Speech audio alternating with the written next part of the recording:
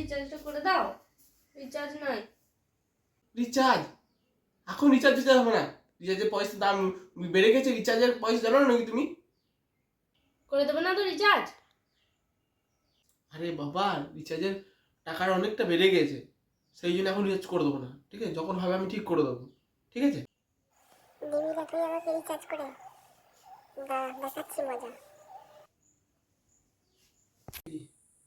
বেচারা সারাদিন তো বাড়িতে একাই থাকে, করে দিই রিচার্জটা।